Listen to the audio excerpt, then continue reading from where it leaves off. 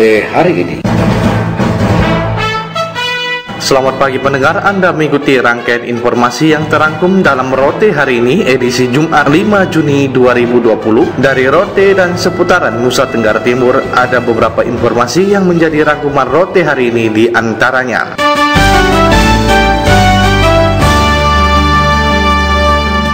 penerapan new normal di tanah air Provinsi Nusa Tenggara Timur abaikan rapid test dan polymerase chain reaction atau PCR. GB Hurekmaking menurunkan laporannya. Terkait penerapan new normal di tanah air, Provinsi Nusa Tenggara Timur akan membuka pintu perjalanan dari dan ke sejumlah kota khusus wilayah NTT melalui berbagai jalur transportasi laut, darat, dan udara dengan tetap memperlakukan standar protokol kesehatan tanpa rapid test dan swab laboratorium yang secara ekonomi sangat memberatkan masyarakat. Kepala Dinas Perhubungan Nusa Tenggara Timur Ishak Nuka kepada RRI per telepon mengatakan, geliat ekonomi warga di Nusa Tenggara Timur perlu segera ditumbuhkan kembali. Pembukaan sarana transportasi dengan pembatasan protokol kesehatan diharapkan memberikan keleluasan warga untuk menata kembali ekonomi keluarga dan daerah. Bebas rapid test dan polymerase chain reaction PCR hanya berlaku dalam wilayah Nusa Tenggara Timur, sementara transportasi dari luar masuk NTT tetap berpedoman pada ketentuan sebelumnya, termasuk melewati tahapan rapid test dan PCR dengan menunjukkan hasil pemeriksaan. Diharapkan dalam waktu dekat, Gubernur Nusa Tenggara Timur sudah mengeluarkan edaran resmi dan mulai berlaku 15 Juni 2020. Pada saat diberlakukannya new normal, penggunaan protokol kesehatan tetap minus rapid test, minus kewajiban untuk rapid test dan PCR. Khusus untuk angkutan transportasi darat, laut, dan udara di dalam wilayah Nusa Tenggara Timur. Sedangkan dari luar NTT masuk ke dalam wilayah NTT wajib rapid test. Ya. Ishak Nuka juga berharap kesepakatan pemberlakuan yang sudah disampaikan kepada semua pimpinan kabupaten kota agar ditaati tanpa embel-embel yang menyulitkan warga saat bepergian dari dan ke sejumlah kota khusus wilayah Nusa Tenggara Timur. Pembukaan pintu transportasi diberlakukan, masyarakat diingatkan untuk tetap patuh pada sejumlah protokol kesehatan yang dikeluarkan pemerintah sebelumnya, menerapkan physical dan social distancing, wajib masker, hindari kerumunan, dan selalu cuci tangan pada setiap lokasi yang dikunjungi. Dari Beranda Selatan NKRI, GB Hurekmaking melaporkan.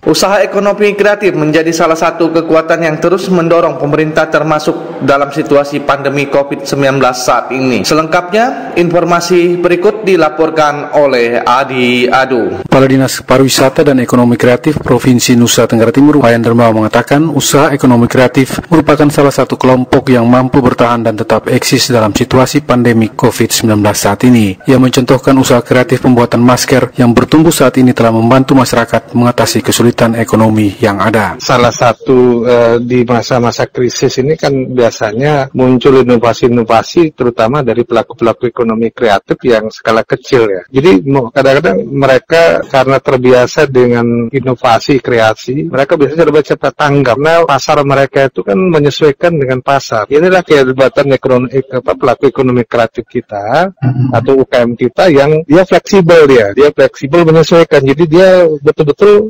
berproduksi berdasarkan pasar, cuman memang skalanya kan kecil gitu. Dan inilah kita dorongkan bagaimana inovasi atau kapasitas yang dimiliki ke depan yang semula orientasinya pasar lokal bisa juga terdorong untuk memasuki pasar yang lebih luas. Kepada RRI via telepon, Kadis Pariwisata dan Ekonomi Kreatif Wayan Darmawa mengatakan pemerintah mendorong bertumbuhnya usaha ekonomi kreatif dengan mengutamakan pemanfaatan potensi lokal yang ada di daerah. Misalnya untuk pembuatan masker bisa menggunakan bahan dasar dari kain tenun Nusa Tenggara Timur. Sekarang kan salah satu yang kita harapkan adalah kebutuhan untuk baik masker atau yang lain sebagaimana kebijakan pemerintah provinsi kan lebih mengoptimalkan potensi lokal. Saya pikir kalau ada yang melakukan, dan saya pikir sudah banyak juga melakukan pembuatan masker dari tenun, itu kan artistik ya, sangat artistik, dan yang lebih penting lagi adalah ada satu siklus ekonomi memanfaatkan potensi lokal. Menurut Wayan Darmawa, untuk mendukung bertumbuhnya usaha ekonomi kreatif, pemerintah melalui instruksi Gubernur Nusa Tenggara Timur sudah mendorong untuk pemanfaatan potensi-potensi lokal dalam produksi usaha ekonomi kreatif.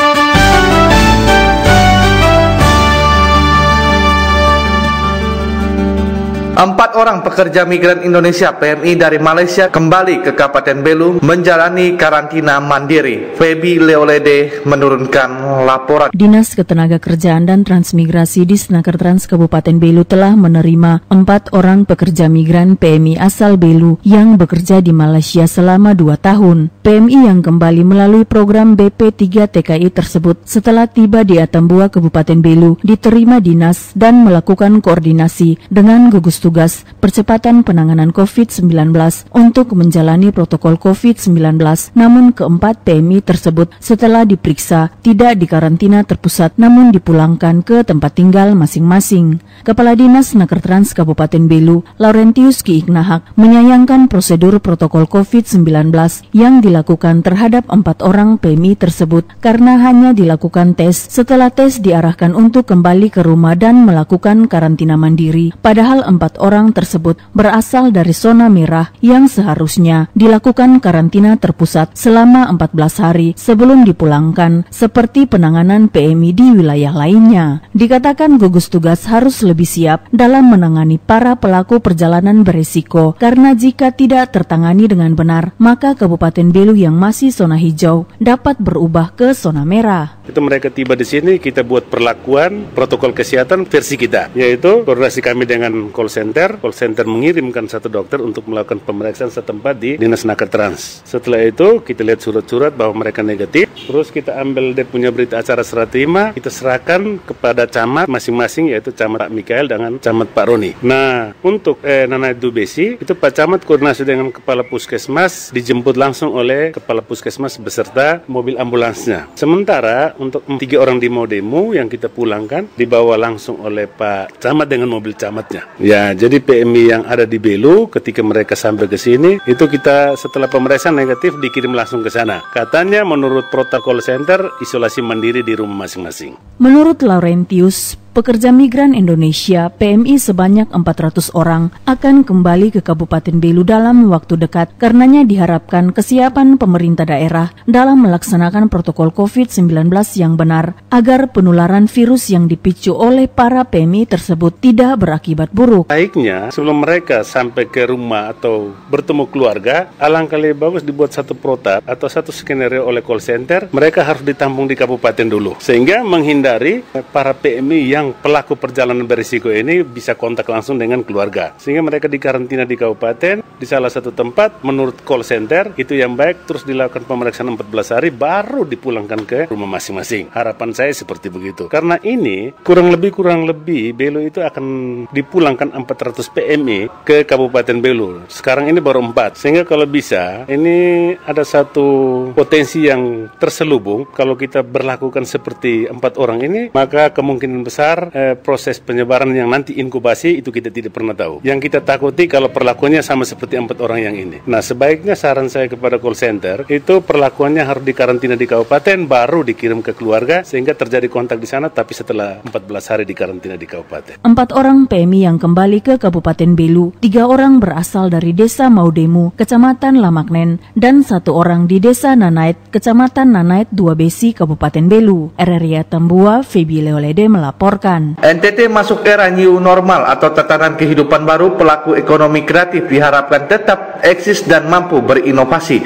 Selengkapnya dilaporkan oleh Rilen Poik. Situasi pandemi COVID-19 tidak hanya mengancam sektor kesehatan, namun juga mengancam krisis ekonomi global, dan ini juga terjadi di Nusa Tenggara Timur. Di Kota Kupang, di mana pelaku UMKM berbasis ekonomi kreatif juga merasakan dampak omset yang menurun pada sektor bisnis dan industri. Namun ternyata tidak semua bisnis mengalami pertumbuhan negatif. Ada pula yang mendapatkan pertumbuhan positif, di mana perubahan perilaku konsumen memaksa beberapa sektor bisnis untuk beradaptasi. Salah satunya adalah Ibu Mercy Langga, pelaku ekonomi kreatif yang bergerak dalam bidang garment, yaitu memproduksi masker. Justru di tengah situasi seperti ini, Ibu Mercy memanfaatkannya dengan memproduksi masker secara partai dan menjual dengan harga yang sangat murah dibandingkan dengan harga jual toko.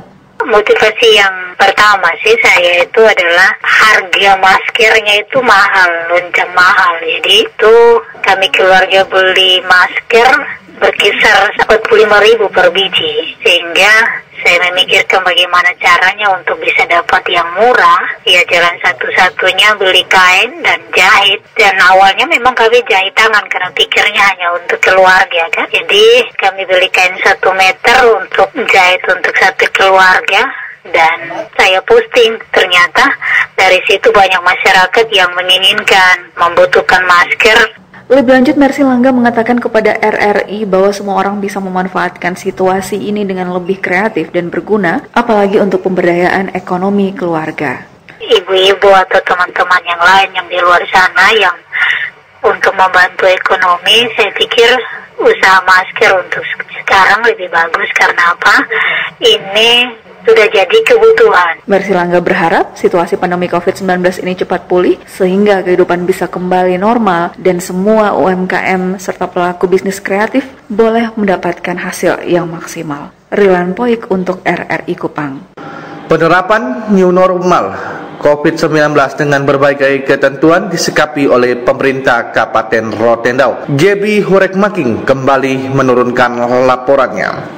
Suka atau tidak suka, penerapan new normal, normalisasi aktivitas publik di tengah pandemi COVID-19, pemerintah Kabupaten Rotendau siapkan strategi agar kasus COVID-19 tidak mendatangkan pasien baru. Bupati Rotendau Pauline Haningbulu saat memimpin rapat pembahasan strategi penerapan new normal lingkup Setda Rotendau kepada wartawan mengatakan new normal harus segera diberlakukan karena sudah menjadi instruksi nasional. Selain Gubernur Nusa Tenggara Timur telah mengeluarkan perintah dibukanya Nusa Tenggara Timur dalam aktivitas normal mulai 15 Juni, termasuk para ASN harus segera berkantor tanggal 5 Juni 2020. Terkait ketersediaan sejumlah sarana pengaman dalam penerapan status new normal, Bupati Pauline Haningbulu didampingi Wakil Bupati Stefanus M. Saek mengatakan soal peralatan rapid test agak sulit di mana daerah hanya memiliki 600 lebih, namun akan disediakan untuk membantu masyarakat yang hendak melakukan perjalanan. Suka tidak suka harus, karena sudah ada instruksi dari Menteri dan sudah ada penegasan dari Gubernur harus terapkan new normal.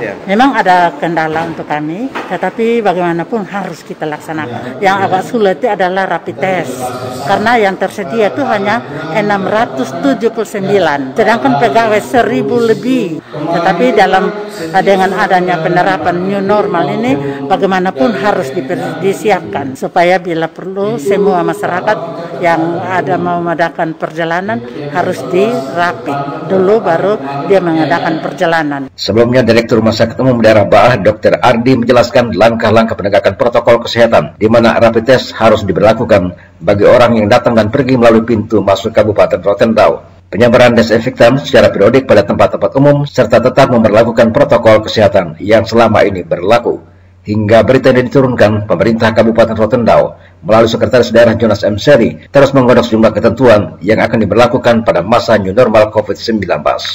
Dari Beranda Selatan NKRI, Gebi Hurekmaking melaporkan. Bupati Ende gelar diskusi bersama para tokoh agama bahas persiapan tentang penerapan new normal atau tatanan hidup baru di masa pandemi COVID-19. Laporan Rovinus Hula. Rencana penerapan new normal Bupati Ende gelar diskusi bersama tokoh agama se-Kabupaten Ende bahas persiapan tentang penerapan tatanan hidup baru di masa pandemi COVID-19.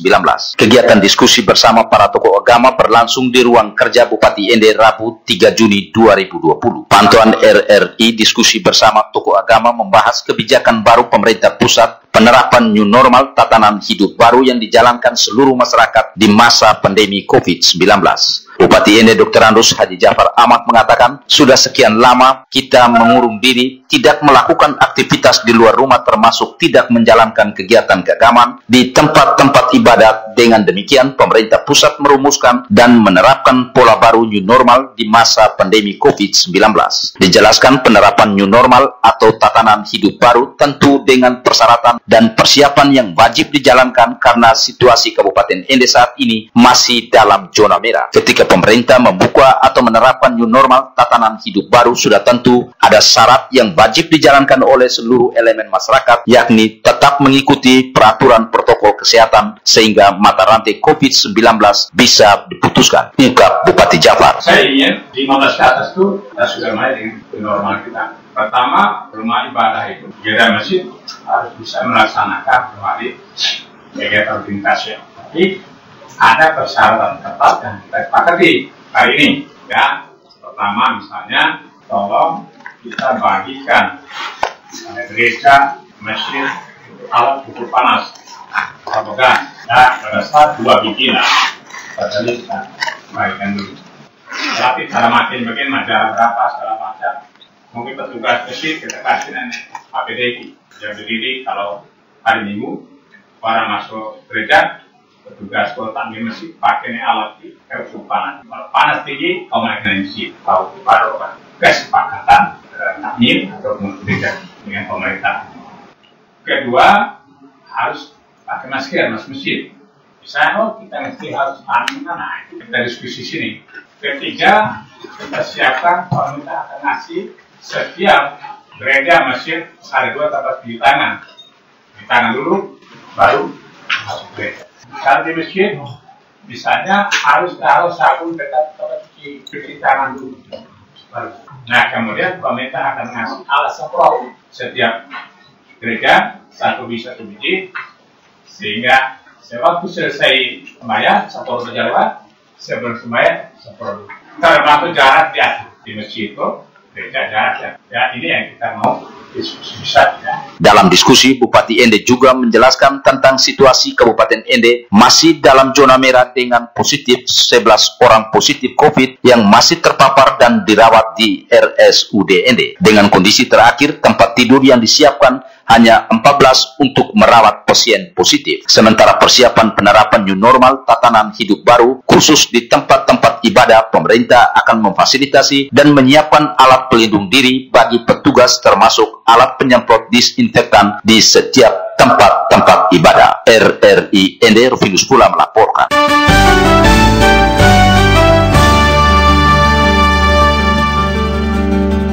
Pendengar, demikian rangkaian informasi terkini yang disampaikan melalui Rote hari ini. Atas nama kerabat kerja yang bertugas, saya Rudi Hartono mengucapkan terima kasih dan selamat pagi.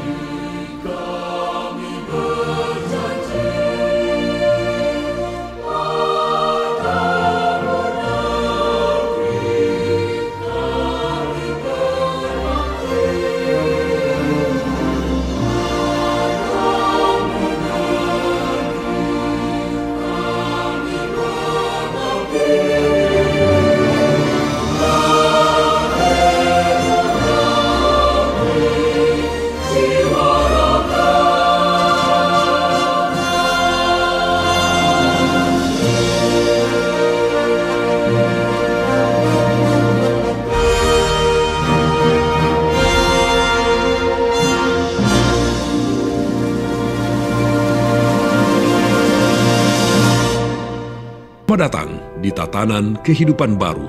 Kita saat ini dihadapkan pada ketidakpastian. Tidak pasti kapan corona akan berakhir. Banyak ketidakpastian yang harus kita hadapi. Di satu sisi, virus corona juga telah merubah banyak hal di kehidupan kita tanpa kita sadari. Jika Anda ingin tetap bisa bertahan dan selamat dari pandemi ini, sebaiknya persiapkan diri Anda untuk beradaptasi dan menjalankan tatanan kehidupan baru.